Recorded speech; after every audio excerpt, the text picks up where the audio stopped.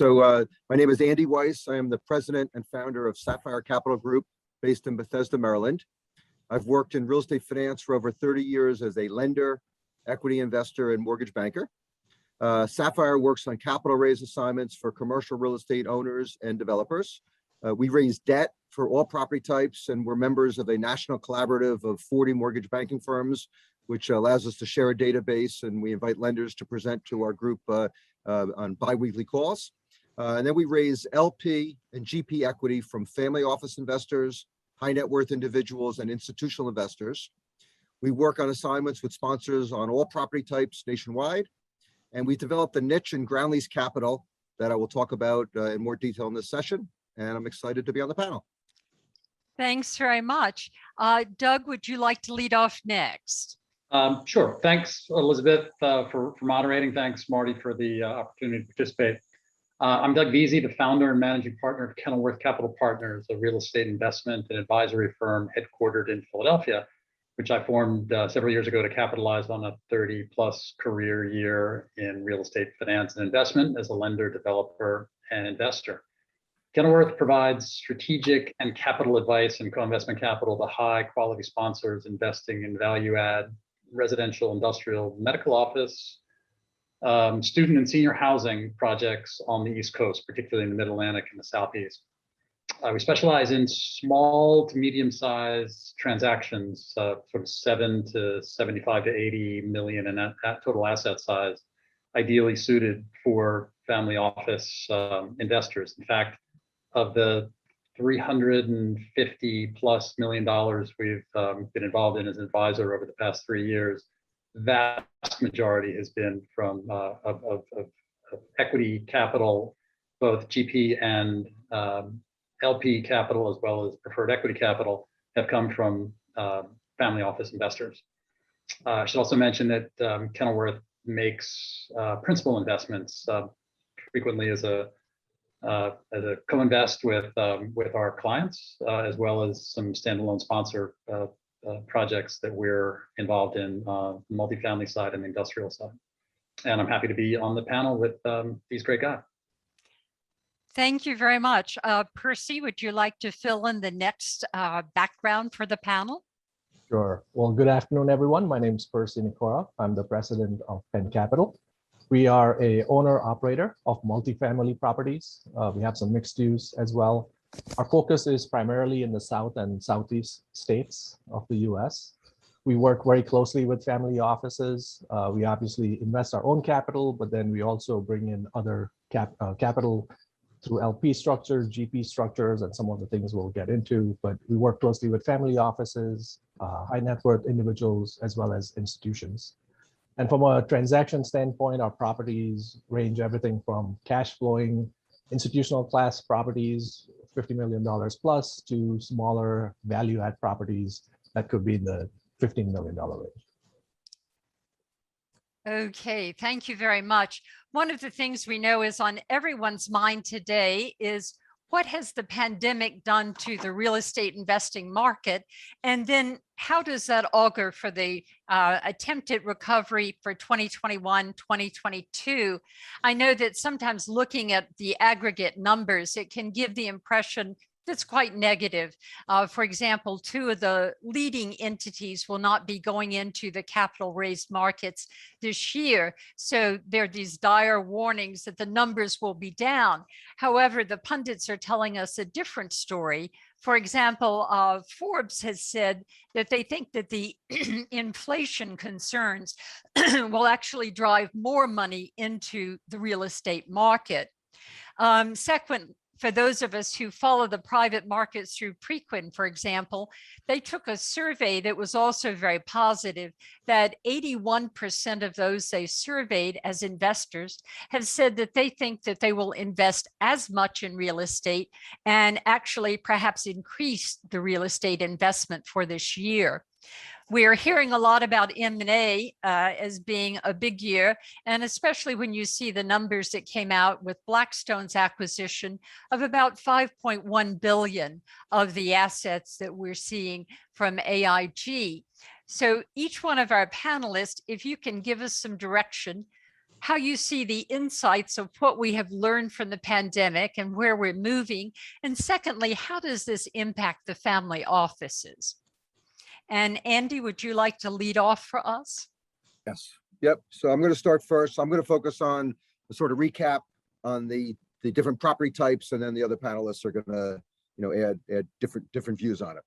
So a quick summary of what happened to the major property types as a result of COVID in 2020. So the hotel and retail properties were the most impacted because of the lockdowns. Retail was already impacted by what I call the Amazon effect, pre-COVID.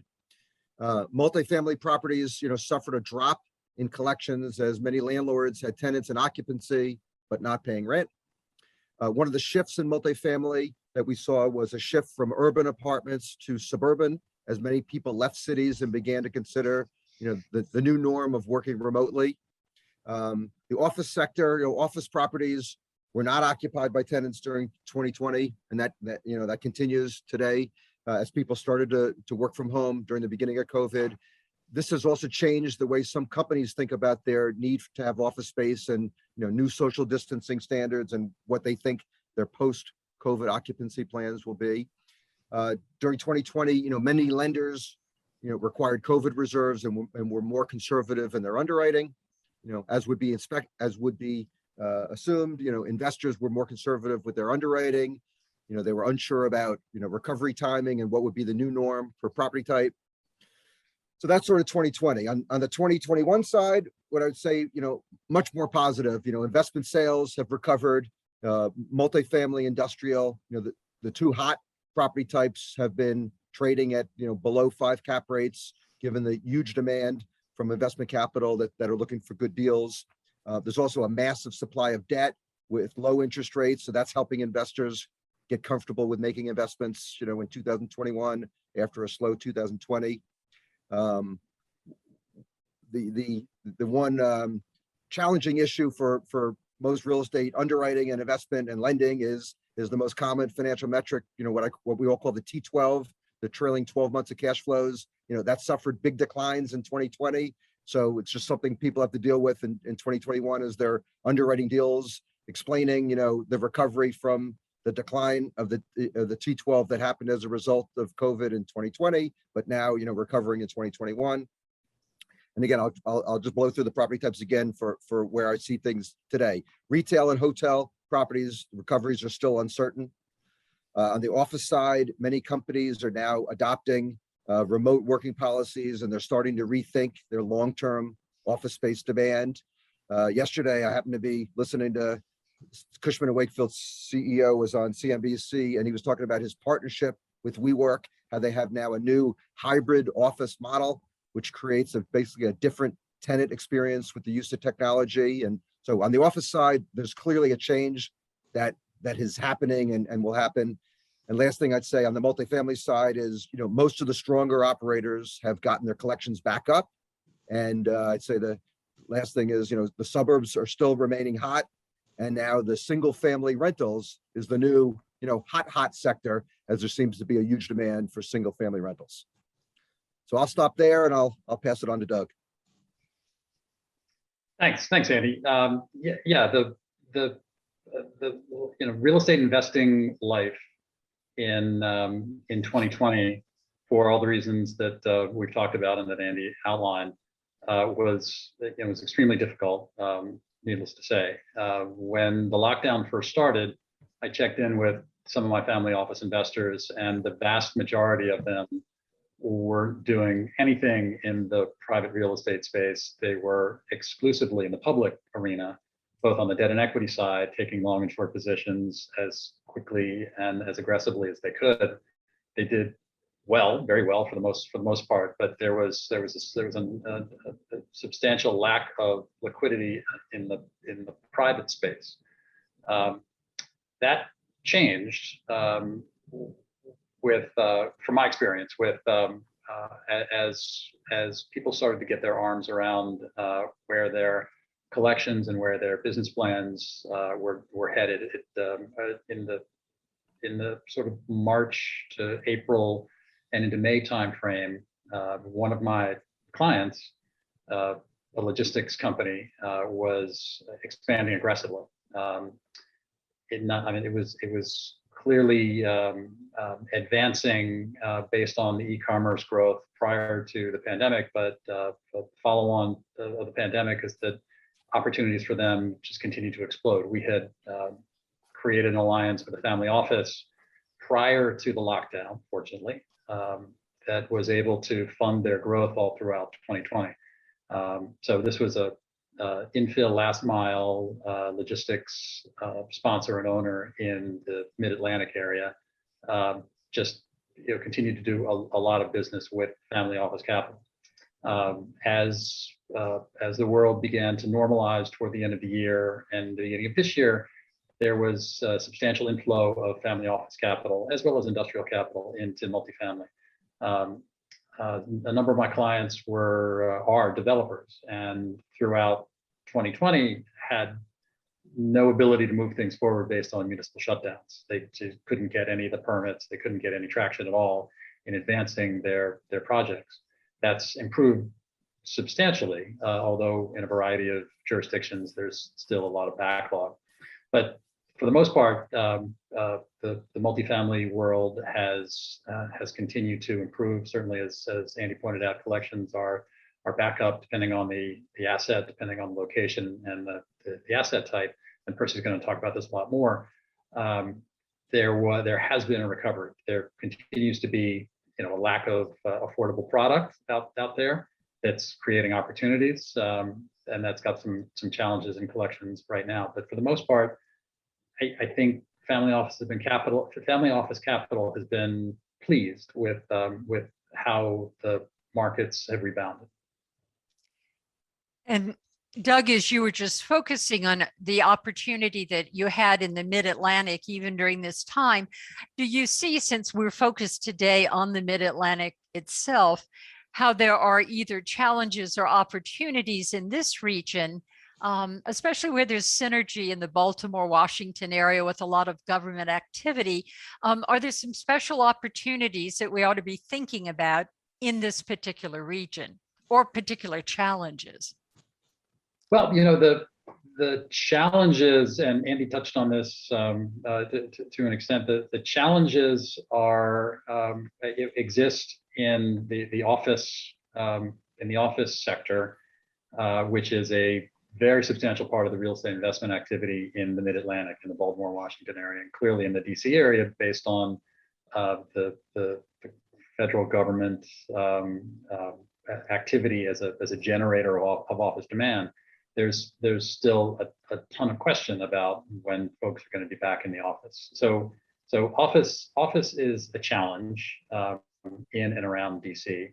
Multifamily has enjoyed a substantial escalation of activity in the Mid-Atlantic. And from a logistics and industrial perspective, it's an extension of a national growth story that's quite impressive, and doesn't appear to be ending anytime soon. Not exclusively driven by Amazon, clearly, but it's and not exclusively driven by e-commerce either. But it continues to be an extraordinary investment story that family offices, high net worth people, institutional investors are all enjoying right now. So there's a lot of activity in the Mid-Atlantic, in logistics space, and I think that's only going to continue. Well, a similar concern I see is, of course, in the hospitality area, because when you think of both the business generation and also the tourism in this region, especially Metro Washington. And I know I was working on a hotel just as the pandemic came into view. So that was not a very pleasant experience. But how long do you think it's going to take us, and the other panelists might want to jump in too, to see an improvement in that hospitality sector? Well, it's certainly unclear. There has not been any substantial recovery, to my knowledge, in business travel. There's been a real interesting run up in pleasure travel. Folks have been interested in getting out and moving around the country and the world to the extent they can move around the world in hospitality. So the industry writ large is only going to be an improved industry, I think, once business travel comes back. I don't know, Percy, Andy, you want to jump in? Yeah, I'd share that same sort of sentiment, and that's we have some partners who are hotel operators, and they're actually raising a fund. They think there'll be some opportunities to buy some hotels right now, so they're starting to do that. But in terms of current occupancy, I think that's definitely down, and they've been seeing some hits to their P&L.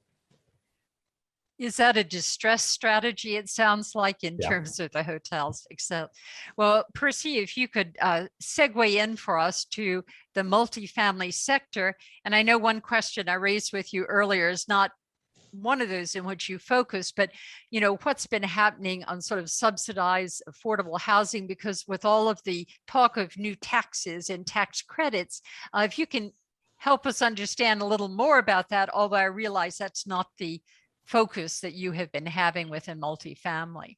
Sure. So to add some more color around multifamily during the pandemic era, if I sort of look back at February or March of 2020, there were a lot of unknowns, right? To be perfectly honest, we weren't sure if people were going to be leasing apartments, whether they could tour the apartments, whether our staff would be able to come into work, whether they're going to be paying, the tenants would be paying rent. There were a lot of unknowns. But as things started to unfold and we put certain processes in place, we definitely started to adopt some technology, started to offer virtual tours, put some guidelines in place to protect our staff, protect our tenants. And then we started to work on the collections. We told people, hey, look, if you're impacted by COVID, talk to us, communicate with us. We'll put a payment plan in place. This is before the eviction moratorium was ever implemented. And what we started to see is that at properties that, where we had a lot of space and our demographic was on average earning 6 figures, those properties were doing fairly well. The collections were over 98%. In some of our properties where we had actually a little a study, which was used as an office previously, we rebranded that as a Zoom room. So we started to market that, and that hit 100% occupancy. Okay. So slowly we started to adapt to our environment. People started to look for those types of properties. These are garden style properties that we have. So they wanted to move away from the city. As I think Andy mentioned, for the first time in about 30 or 40 years, the occupancy in the suburban apartment communities was higher than urban communities. And that trend had started even before the pandemic, but I think it just sort of accelerated through the pandemic. We'll see how long that continues, but that's a significant milestone. And then as we started to get our collections on average, if we look back, we were somewhere between 93 to 95% collections. So I think we were lucky. This asset class is fairly stable, and we were good there. If we had properties with a little more bias towards the demographic or the renters being in retail and hospitality, we would have seen some more challenges with the collections.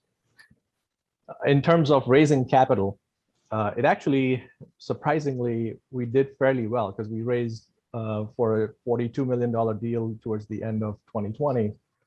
And we had a lot of capital pouring in from different family offices and high net worth individuals. And many of whom had properties in other states like California, Washington, New York, some even folks in DC. And they wanted to invest in other markets. And so the South is a fairly hot market. It's more landlord friendly. So from a capital raise standpoint, I think it's been pretty good. In terms of the subsidized housing, so as people may know, there's a class of housing, or there's a big problem in the US, which is affordable housing, and there's a severe shortage of affordable housing. So the government gives certain incentives from a tax standpoint as well as lending standpoint, there are certain programs in place. And there are properties that qualify for what's called LIHTC, or low income housing tax credits. And when you sign up for that tax credit, you are signing up for 15 years. So that's a pretty long commitment. So there are people who specialize in it. It's a niche. We do not specialize in that area because of the administrative overhead that comes along with it. But if you were afraid of the tenants not paying rent, this is a potential alternative to look at, right? Because the government is paying the rent, or a large percentage of the rent, not necessarily the tenant. So there's some sort of quote unquote guaranteed, and I hate to use that word, but there's some guaranteed rental income coming in. And as long as that is, above a certain rate, and it's based on a percentage of the median income in that and rents in that market, then that is a strategy that you could look at and say, hey, if I want to hedge my bets here, this is something to investigate. And I think that's why Blackstone's, acquiring $5.1 billion worth of assets of AIG. Exactly. Well, one of the things that we had focused on was the concept of talking about solutions and creative ideas. It's one thing to talk about where we've been with the pandemic, but as we look forward, each of our panelists had some insights. They wanted to talk about ways that they found creative solutions in this market. And I think, Andy, you were going to tell us about your ground lease capital approach. Yes. So as I said earlier, one of the things we do a lot of is raising equity for commercial real estate deals. So we got involved in ground lease capital back in 2017 when we were helping a client acquire a $100 million multifamily deal in Washington, D.C. The buyer was planning to use a $100 million acquisition, a $67 million Fannie Mae loan. They needed $33 million of equity, and they had this property under contract at a 5% cap rate. And they were having a hard time, nothing wrong with the property, nothing wrong with the sponsor, just, very competitive market. So we took a creative approach and we split the acquisition into two pieces. The first was a $40 million ground lease investment, which means an investor acquired the land, entered into a 99-year ground lease with the buyer. In this example, had an initial ground rent of 4% with 2% annual escalations. So that's $40 million of the 100. Then we secured a $42 million Fannie Mae loan. So as a result of that, the equity requirement was reduced from $33 million down to $18 million. And, the math worked out, very wonderfully. The returns went from a 5 cap to a 5.7 cap. IRR went from an 11 to a 16, and the year one cash on cash went from a 7 to a 10%. And most importantly, in this example, we were able to help the sponsor close, where on a fee simple basis, it wasn't looking great at the moment. So what is the ground lease capital, taught us, and what have we focused on? So now it's really become an accepted alternative form of capital with an initial ground rent, fixed annual escalations. So the ground rent is predictable, and it doesn't have any of the things that the old ground leases had a bad reputation for, like land reappraisals or ground rent resets. This is what I call, ground lease, 2.0. Ground lease capital can help owners, developers acquire properties with less equity and achieve higher returns. Also, as an alternative to selling, someone could use ground lease capital and they could recapitalize the property with higher leverage using the ground lease capital and a leasehold loan. It would allow them to take out non-recourse proceeds tax-free while retaining control of the improvements. Ground lease capital can work well on any property, that's well located, where the NOI is projected to grow sort of akin to inflation. Works on all property types: apartments, office, retail, mixed use, hotels, storage. It doesn't work for single tenant properties or specialty properties where the cash flow is uncertain. And again, it's not intended to make a bad deal work. It's really the opposite. It's intended to take a good deal and just approach the capital stack in a different way that will help, the developer or acquirer, use a little bit less equity and achieve higher returns. I'll give one more example. The last example was a deal we closed in COVID. So a major DC developer had a large deal, a 525 unit multifamily project in a DC metro location under contract. He was planning to buy it with his 1031 equity and some outside equity that was coming in and a agency loan. And unfortunately, the outside equity fell apart because of COVID. So we were able to secure a $90 million ground lease, combine that with a $125 million Freddie Mac loan, and we helped him close in June of 2020. And that reduces equity from 105 million down to 70. IRR went from a 10% IRR to a 12, and cash on cash went from a 6.5 to a 7.1. So again, in the COVID environment, and separate from COVID, it's just another way to approach the capital stack that we found to be creative, and we found to work well in some situations. Okay, thanks very much. Doug, would you like to jump in at this point and I know talk about preferred and some of the other options that you were working with? Sure. Structured debt and equity, structured capital is an opportunity more than a solution, but it's an opportunity, I think, that investors are accepting and aggressively pursuing much more these days. And certainly there's a substantial institutional capacity in the structured credit area in terms of preferred equity and mezzanine debt and stretch senior debt and securitized financing. It's different capital for different kinds of risks. And family offices are no different from institutional investors in their desire for diversification and their desire to reduce risk. And really the structured capital is that it's taking advantage of their liquidity and structuring it to invest in a transaction that they're attracted to, but they may not like the risk as an LP investor or a GP or a combination. And this is certainly, I think, the case as the markets continue to recover. Andy's solution, the ground lease solution, is a very creative way to deal with compressed returns. And family office investors are seeing compressed returns across the board, and some of them are either not transacting or they're agreeing to do cool stuff like the capital leases that Andy's talking about.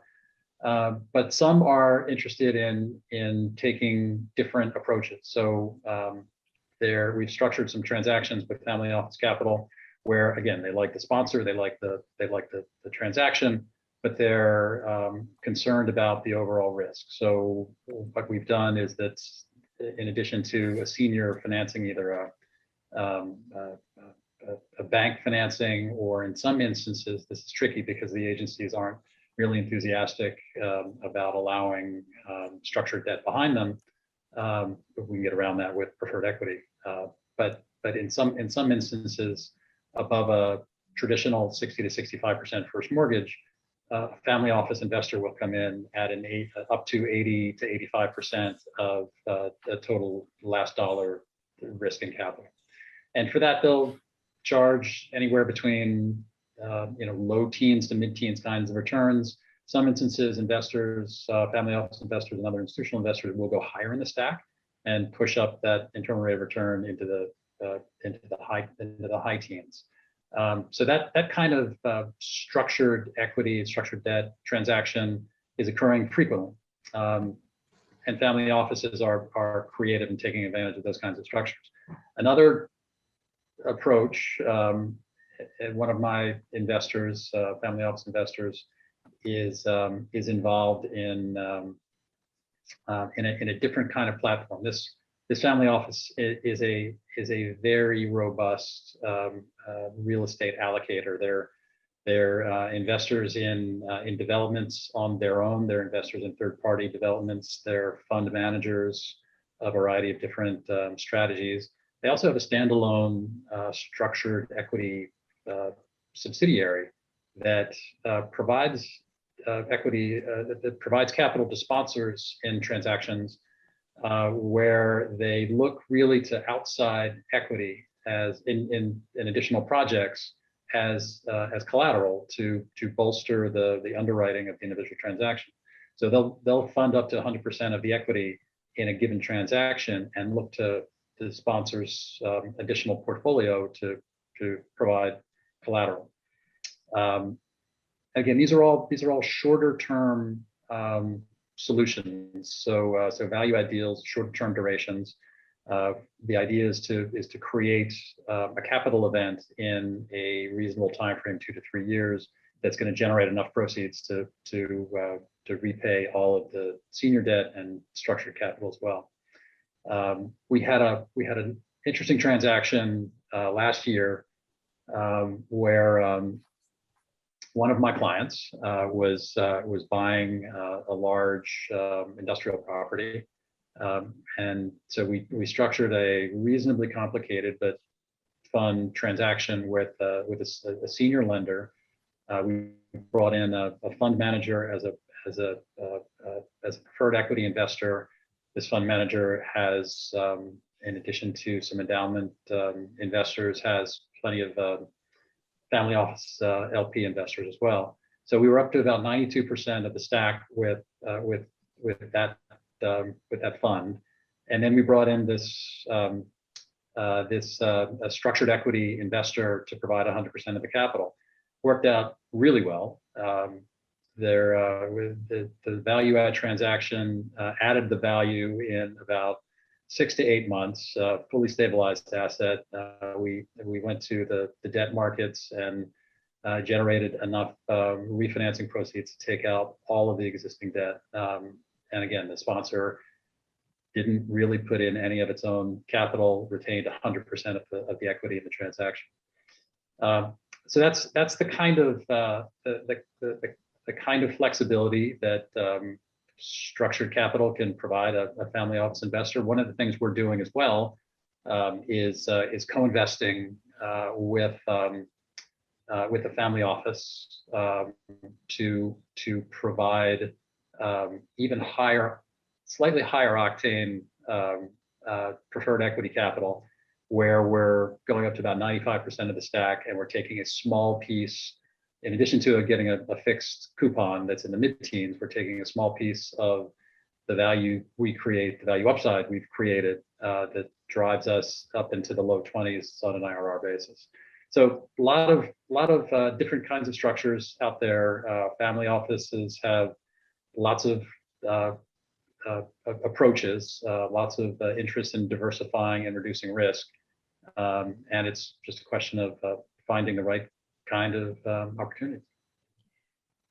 Thanks. Percy, would you like to jump in and give us a few closing comments? And we've seen a lot of creativity here with Doug and Andy. And how do you see it take, maybe short or long term, to move ahead when the markets are still uncertain?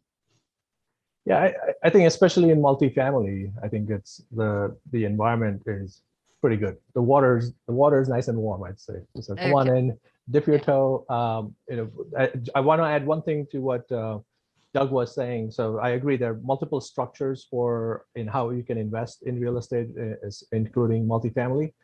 The one area where I see maybe another opportunity that family offices can investigate is when it comes to working capital for the sponsor. So, they're operating businesses. Sometimes they need additional capital to put deals under contract, etc. So if you can structure something where you get, percent of the promote, or as Doug had said, maybe secure it with some other income streams or other properties that the sponsor may have, that is a structure that we've used on occasion, but the more advanced family offices may see some benefit in that. Well, as we move ahead and get ready for the next panel, are there any last words for family offices you would recommend? I know, Doug, you had talked about the risk issue, and we've already seen that hospitality has a tremendous risk right now, and offices themselves. Are there any other areas that either you think that family offices are not looking for that particular aspect, that asset within real estate, or ones that you would suggest were not a good place to begin? Well, I think drafting off of what Percy just said, I think there's some really interesting ways that family offices are and can in the future take advantage of some of the opportunities created by great sponsors like Percy's firm. One of my family office investors has a program where they'll provide 100% of the equity, sell down some of the LP, but share in the GP with the sponsor. They'll provide pre-development expenses and working capital that Percy was talking about in exchange for a piece to promote. So there are plenty of ways for family offices to get creative. They're taking a little bit of risk, but they're fully comfortable with their ability to provide liquidity and sell down their position. But really what they're doing is underwriting the sponsor and the transaction, and they're getting most comfortable by believing in guys like Percy. Elizabeth, can I just jump in here? I've got a couple of questions, and hopefully we can get some quick answers. So are rents going to continue to go up? And what about this kind of asymmetry between rents that are skyrocketing and then the fact that there's 7 million people who haven't paid rent because of this CDC freeze for 18 months? Any thoughts on that, folks? I'll share that we actually saw a 12% rent increase in 2020. And again, it comes down to the market, right? So it depends on which market you're in. And since we focus in markets with high population and very high job demand, we can see that growth. So I don't think it's going to continue necessarily at that rate, but if you pick the right markets, you're in a much better position to continue to grow rents. What are the best areas for distress right now in terms of locations? So we have a fund that is buying a European pension fund's real estate portfolio, US real estate portfolio from them. And the only reason at the distressed prices, and the only reason is because they don't want to be in the US anymore. Any thoughts? Yes, please send it to me. And me too. Okay, great. So, okay. And let me see what else about real estate. Should BlackRock own most of the single family housing in the US? But Blackstone. If they pay the highest price.